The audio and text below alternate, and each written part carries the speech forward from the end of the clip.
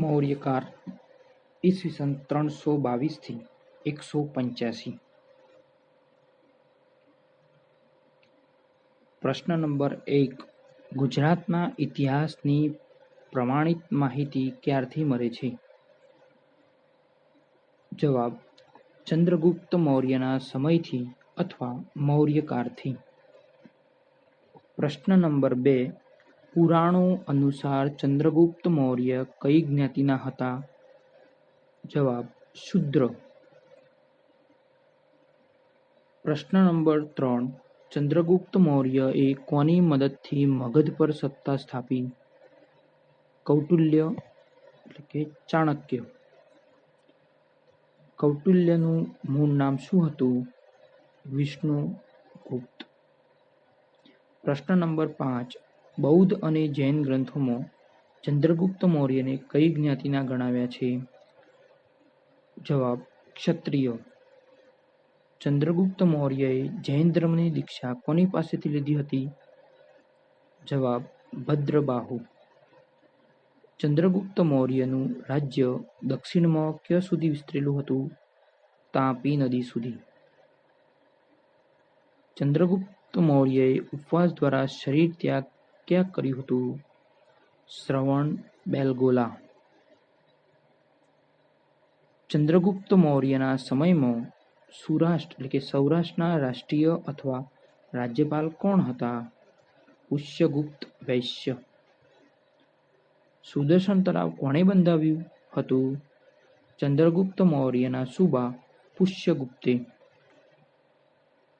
સુદર્શન સેતુ કઈ નદી પર બાંધવામાં આવ્યો હતો? સુવર્ણરસિકતા। ભારતનો સૌથી પ્રાચીન બંધ કયો હતો? સુદર્શન બંધ। જસ્ટિને ચંદ્રગુપ્તને કયા નામથી વર્ણન કરેલ છે? સેન્ડ્રોકટ્સ। ચંદ્રગુપ્તે કોની પાસેથી રાજ્ય મેળવ્યું હતું? નંદ વંશના રાજા ધનાનંદ પાસેથી। મેંગેસનીસના કયા ગ્રંથમાં મૌર્ય વંશની માહિતી મળે છે? ઇન્ડિકા। એરિસ્ટોટલના પોલિટિક્સ અથવા મેકિયાવલીના પ્રિન્સની તુલનામાં કયો ભારતીય ગ્રંથ છે? કૌટિલ્યનું અર્થશાસ્ત્ર। બિંદુસાર કોનો પુત્ર હતો? ચંદ્રગુપ્ત મૌર્ય। ચાણક્ય કોના મંત્રી હતો? ચંદ્રગુપ્ત અને બિંદુસાર। કોના દરબારમાં સિરિયાના રાજા એન્ટિયોકસ પહેલાના રાજદૂત ડાયમેક્સ ભારત આવ્યા? બિંદુસાર। સિકંદરના ઉત્તરાધિકારી સેલ્યુકસની પુત્રી કયા ભારતીય રાજાને પરણાવી હતી? ચંદ્રગુપ્ત મૌર્ય।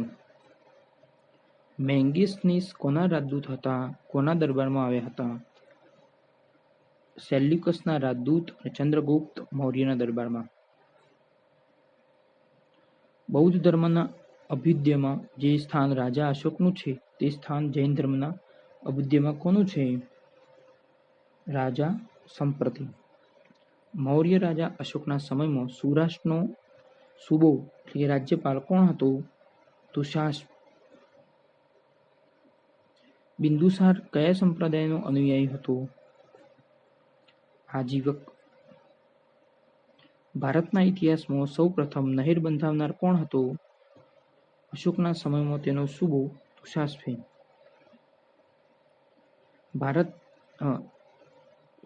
સમ્રાટ અશોક બિંદુસારના સમયમાં કયોના રાજ્યપાલ હતા? ઉજ્જૈન। મેંગેસનીસે ભારતીય સમાજને કેટલા વિભાગમાં વર્ગીકૃત કર્યું? 7। પૃથ્વી કે જે વિદેશીઓ દ્વારા સ્તસ્ત થયેલ છે તે રક્ષણ અને આશ્રય માગે છે? કૌટિલ્ય। જૂનાગઢના અશોકના શૈલલેખનો ઉલ્લેખ કોણે કર્યો? James princess. જૂનાગઢના અશોકના શિલાલેખના શુદ્રપાઠ કોણે તૈયાર કર્યા? ક્યારે? પંડિત ભગવાનલાલ ઇન્દ્રજી 1862માં। મૌર્ય શાસન દરમિયાન વેપારને ઉત્તેજન આપનાર શાહી ધોરી માર્ગ પાટલીપુત્ર હતો? તક્ષશિલા।